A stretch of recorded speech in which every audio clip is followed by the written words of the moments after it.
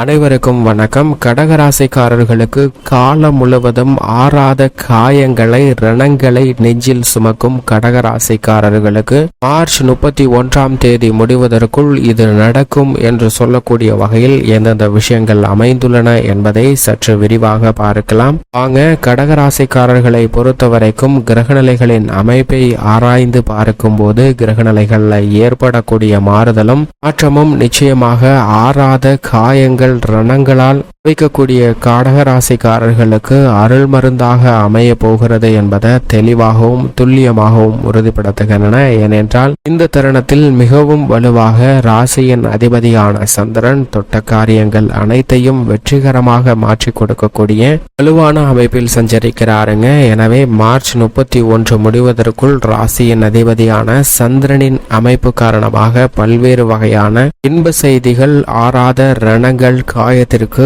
அருள் மருந்தாக அமைவதற்கான வாய்ப்பும் யோகமும் மிக சிறப்பாக கிடைக்கக்கூடிய ஒரு இனிமையான தருணமாக அமைகிறது என்பதை தெளிவாகவும் துல்லியமாகவும் உறுதிப்படுத்துகிறாருங்க. அது மட்டுமல்லாது நிழல் கிரகங்கள் சாயா கிரகங்கள் என்று சொல்லக்கூடிய ராகு மற்றும் கேதுவின் அமைப்பை ஆராய்ந்து பார்க்கும் போது ராகு வலுவாக 9ஆம் இடத்திலும் கேது தைரியஸ்தானம் சகாயஸ்தானம் வெற்றி ஸ்தானம் என்று சொல்லக்கூடிய 3ஆம் இடத்திலும் அமர்ந்திருப்பது கடகராசிக்காரர்கள் சந்திக்கக்கூடிய பல்வேறு வகையான சிரமங்களை விலக்கி ஆறாத காயங்கள் ரணங்களை விலக்கி மிக பெரிய அளவில் முன்னேற்றமும் வெற்றி வாய்ப்பும் நிறைந்து கிடைக்கக்கூடிய ஒரு தருணமாக மாறுகிறது என்பதை தெளிவாக உறுதிப்படுத்துகின்றன. அது மட்டுமல்லாது ராகு 9ஆம் இடத்தில் சஞ்சரிக்கக்கூடிய இந்த வேளையில் புதன் மற்றும் சூரியன் போன்ற கிரகநிலைகளுடன் இணைந்து சஞ்சரிப்பது நிச்சயமாக மிக பெரிய அளவில் மாற்றத்தை சந்திப்பதற்கான வாய்ப்பை கடகராசிக்காரர்களுக்கு உருவாக்கி கொடுக்கின்றன. அதிலும் குறிப்பாக சூரியன் 9இல் ராகுவுடன் இணைந்திருப்பதால் ராகுவால் ஏற்படக்கூடிய பல தோஷங்களை வெகுவளவில் குறைக்கிறாருங்க. எனவே இந்த தருணம் பல்வேறு வகையான தடைகள் நீங்குவதற்கான வாய்ப்பும் அலைச்சல் சிரமம் இல்லாமல் பல பணிகளை சிறப்பாக செய்து முடிக்கக்கூடிய யோகமும் நிச்சயமாக கடகராசிக்காரர்களுக்கு அபிவிருத்தியாக கிடைப்பதற்கான வாய்ப்பு உண்டு. புதன் நீச்சம் பெற்றிருந்தாலும் வாரத்தின் இறுதியில் 30ஆம் தேதிக்கு பிறகு அகிரகதியில் திரும்பினாலும் நல்லதொரு முன்னேற்ற வாய்ப்பு நிச்சயமாக கடகராசிக்காரர்களுக்கு உண்டு. ஏனென்றால் ராசிக்கு மிகவும் சகாயமானவராக பார்க்க முடியாது. எனவே இந்த தருணத்தில் அவர் வலுவிழந்து 9ஆம் இடமான பாக்கியஸ்தானத்தில் இருப்பது நிச்சயமாக கல்வி ரீதியான பணிகளில் மிக சிறப்பான முன்னேற்றத்தை பெற்றுத்தரக்கூடிய ஒரு அற்புதமான தருணமாக பார்க்கப்படுகிறது. எதிர்கால கல்வி மற்றும் நலனுக்காக மேற்கொள்ளக்கூடிய பணிகள் மிக வெற்றிகரமாக அமையும். மட்டுமல்லாது ராசியின் ராஜயோகாதிபதியாக இருக்கக்கூடிய குரு முழு சுபகிரகமாக இருக்கிறார். அவர் மிகவும் வலுவாக தனது கர்மஸ்தான தொழில் ஸ்தான சஞ்சார காலகட்டத்தை 98% மேல் நிறைவு செய்து விட்டாருங்க. எனவே மிக விரைவில் அவர் வலுவாக லாபஸ்தானத்திற்குள் நுழைய இருக்கிறார். இது கடகராசிக்காரர்களுக்கு அதிர்ஷ்டத்தையும் யோகத்தையும் உருவாக்கி கொடுக்கக்கூடிய சிறந்த அமைப்பாக நிச்சயமாக பார்க்கப்படுகிறது. எனவே கடகராசிக்காரர்கள் குடும்ப ரீதியாக சந்திக்கக்கூடிய மன வருத்தங்கள் வேதனைகள் ஆறாத காயங்கள் ரணங்கள் அனைத்திலும் நல்லதொரு மாற்றத்தை சந்திப்பதற்கான வாய்ப்பு நிச்சயமாக உருவாகிறது. குரு பகவானின் சுப பார்வையும் அதீத நன்மைகளை பெற்றுத்தரக்கூடிய ஒரு சிறப்பான மாற்றத்தை நிச்சயமாக உருவாக்கி கொடுக்கிறது. திருமண முயற்சிகள் வெற்றிகரமாக அமையும். நல்ல வரன் கிடைத்து திருமண பாக்கியம் நிறைந்து கிடைக்கக்கூடிய வாய்ப்பு நிச்சயமாக அஷ்டம சனியின் ஆதிக்கம் இருந்தாலும் கூட கடகராசிக்காரர்களுக்கு கிடைக்கிறது என்பதை ராசியின் ராஜயோகாதிபதியாக இருக்கக்கூடிய குரு மிக தெளிவாகவும் துல்லியமாகவும் உறுதிப்படுத்துகிறார். இது மிக பெரிய அளவில் வரவேற்கத்தக்க ஒரு அமைப்பாகவும் முன்னேற்றத்தை அள்ளி கொடுக்கக்கூடிய ஒரு சிறந்த தருணமாகவும் அமைகிறது என்பதை தெளிவாக உறுதிப்படுத்துகிறார். இந்த தருணத்தில் மேற்கொள்ளக்கூடிய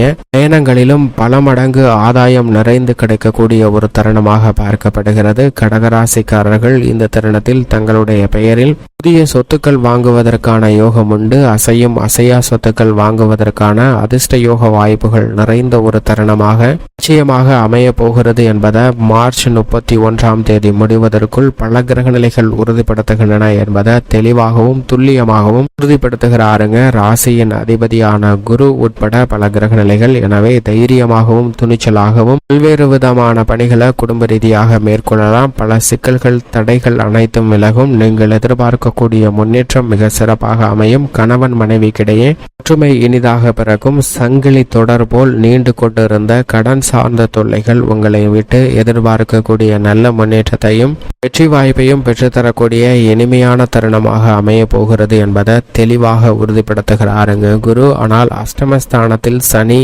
செவ்வாய் மற்றும் சுக்கிரன் போன்ற கிரகநிலைகள் இணைந்திருப்பது நிச்சயமாக சாதகமற்ற ஒரு அமைப்பாக தான் பார்க்கப்படுகிறது. முரண்பாடான கிரக சேர்க்கையாகவும் அமைந்துள்ளது. ஆனால் அஷ்டமஸ்தானத்தில் செவ்வாய் மற்றும் சுக்கிரனின் இணைவு காரணமாக சுக்கிரமங்கல யோகம் மிகவும் அபரிவிதமாக உண்டு. இது மட்டுமல்லாது சுக்கிரன் இந்த வாரத்திற்கு பிறகு 31ஆம் தேதிக்கு பிறகு மிக வலுவாக பாக்கியஸ்தானத்தில் உச்சம் பெற போகிறார். எனவே அதற்குரிய நன்மைகள் இந்த தருணத்தில் இருந்தே மிக சிறப்பாக கிடைப்பதற்கான வாய்ப்பும் யோகமும் நிச்சயமாக கடகராசிக்காரர்களுக்கு உண்டு. எனவே கலைத்துறை ரீதியான பணிகளில் தொடர்ந்து முன்னேற்ற வாய்ப்புகள் நிறைந்து கிடைக்கும். அடுக்கடுக்காக பல புதிய வாய்ப்புகள் மிக சிறப்பான முன்னேற்றத்தை ஏற்படுத்தி கொடுக்கக்கூடிய வகையில் அமைய போகிறது. பிஸி ஷெட்யூல் என்று சொல்லக்கூடிய வகையில் உங்களது கலைத்துறை ரீதியான பணிகள் மிகவும் சிறப்பாக அமைவதற்கான அதிர்ஷ்ட யோக வாய்ப்புகள் நிறைந்த ஒரு தருணமாக கடகராசிக்காரர்களுக்கு அமைந்துள்ளது என்பதை சுக்கிரன் தெளிவாகவும் துல்லியமாகவும்